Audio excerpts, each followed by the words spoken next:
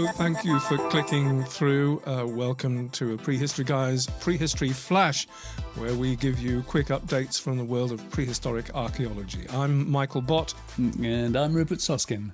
And today, as the title of the show tells you, we're talking about Stonehenge. Stonehenge, the long haul, alluding to that 150 miles there is between the Preseli Hills in Pembrokeshire in Wales, where the Bluestones of Stonehenge came from. There's a story there. What are we going to tell them today?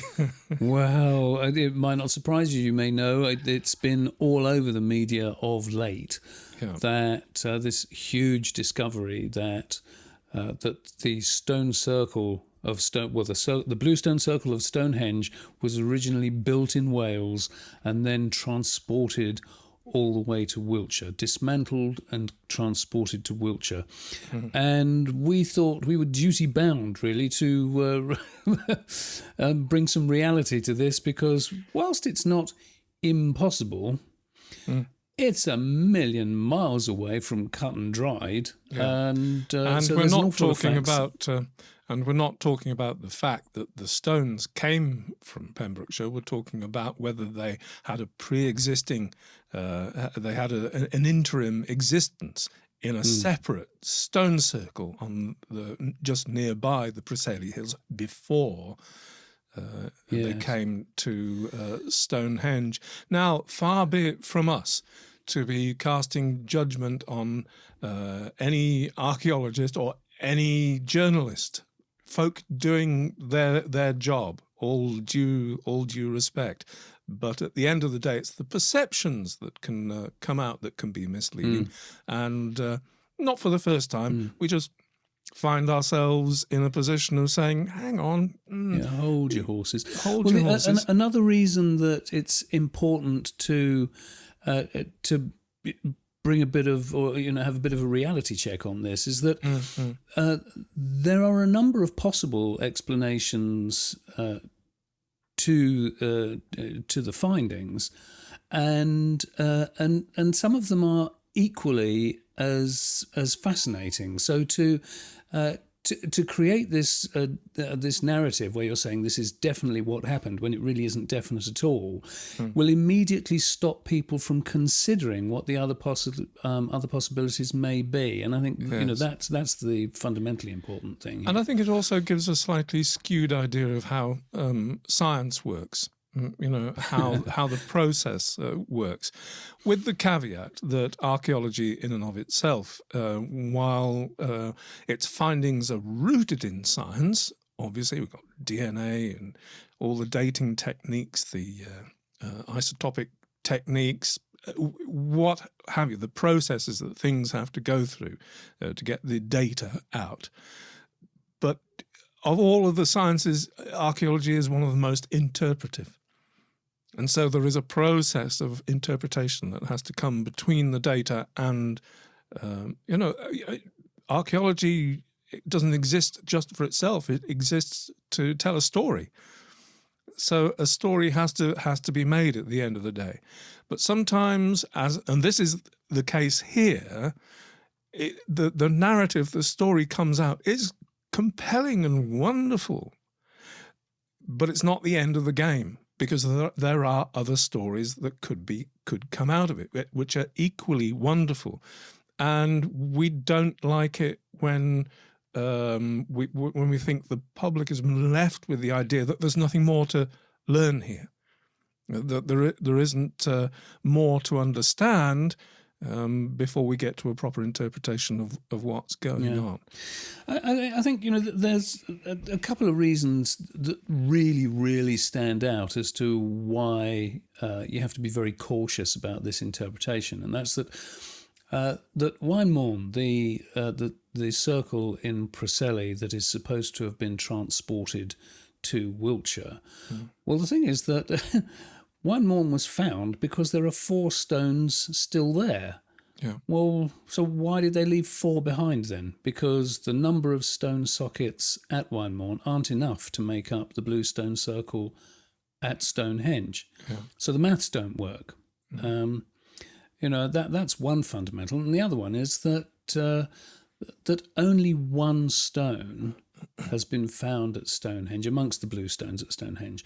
Only one stone has been found that actually appears to be the same size and shape that would fit the socket, Yeah. one of the sockets at Wymorn. Just one stone.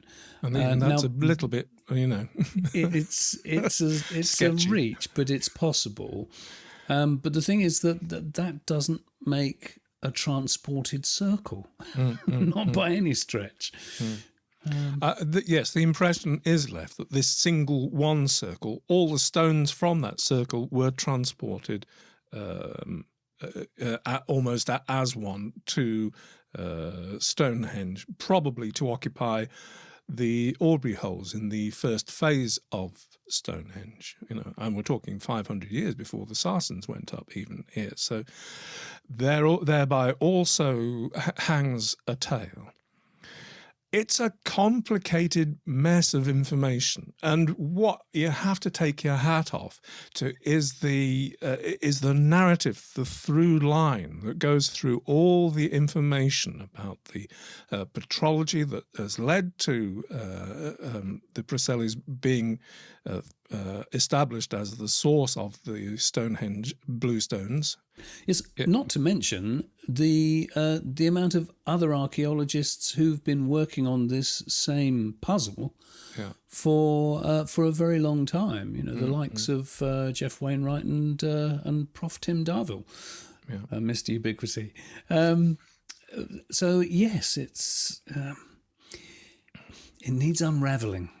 And not forgetting that in order to produce a TV program, we are well conscious that you do need a strong narrative to get you through from beginning, middle, and end. And Mike Parker Pearson is past master at creating a story out of his finds. And hats off to him. He is a force of nature as far as driving, pursuing single-mindedly what he has been doing over the past 20 years. Here's the thing: we wouldn't know 50% of what we know about Stonehenge if it wasn't for Mike Parker Pearson.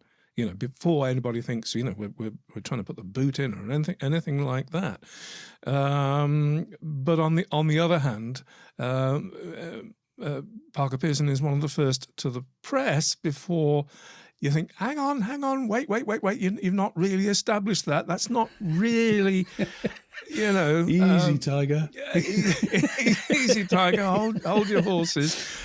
And we know the temptation of getting out there and speaking with the public and creating a story for them. It's not one that we're going to criticise about.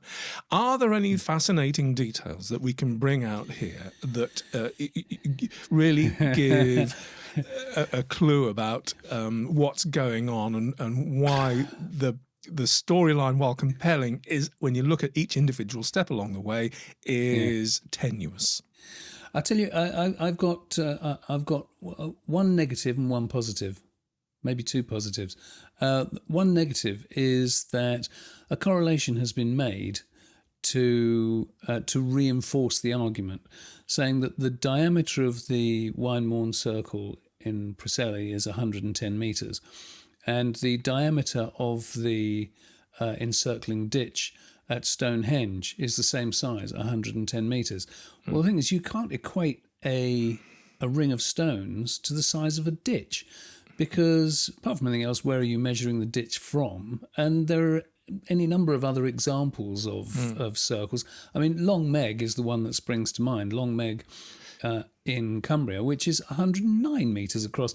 Well, that's close enough for exactitude if you're measuring a ditch, as far as I'm concerned. Yeah. But as far as science is concerned, that doesn't mean anything. It doesn't mean anything at all. It doesn't mean anything. And here's another little one before we begin to wind up. The whole one of the hinge points of the whole story is the dating of a piece of is it a hazelnut shell, charcoal hazelnut shell? Yeah, good point. Craig Gorosiphelin, one of the outcrops from which the stone supposedly was taken. Now, the dating of this little hazelnut shell has been the fulcrum around which it is purported that there was a 400-year gap between the stones being mined or taken out of the side of the hill, and before they appear at Stonehenge, because Stonehenge didn't go up till 400 years later. So therefore, ergo, they must have been lurking about in a pre-existing place, in another monument somewhere, before they were taken to Stonehenge. But because of a hazelnut. that doesn't hold up either. A burnt hazelnut is a burnt hazelnut. It means just means somebody burnt a hazelnut. Yes, yes, it doesn't mean that. No. I get the reasoning, but it's not scientific reasoning. Yeah. And that is Yeah. Hey yes. ho. But we have to wind up, I'm afraid. We do have to wind up. I will just tease you, though, that something that really is interesting about this is if you go to the medieval myths, the stories woven by Geoffrey of Monmouth of Arthurian legend, and Merlin was said to have moved Stonehenge, or things. When you start actually looking at what Monmouth wrote, then it seems to be rooted in some hazy memories from the past. There really are correlations. Things that Monmouth couldn't possibly have, in theory, known. He could only have heard them. He certainly couldn't have made them up, because it's not the sort of thing that you'd have made up. Oh, but we are going to be doing a bit of a number on this on our next podcast, aren't we? So we are, because we this is only a short program here. We are exploring this in much greater depth in the next podcast, which is coming out when, Michael? It'll be early in March. Early March. There we go. So there will be a whole world of complexity of names, of doing archaeology one side of a mountain, other people doing archaeology other side of the yes. the hill. When we say mountain, it's a ridge. It's a ridge, yes, mathematics, numbers of sockets and size of sockets and types of stone. Types of stone. Oh, yes. Yeah. Bluestones aren't blue for a start. Yes. Yes. And they're made up of 5 different types of stone at Stonehenge.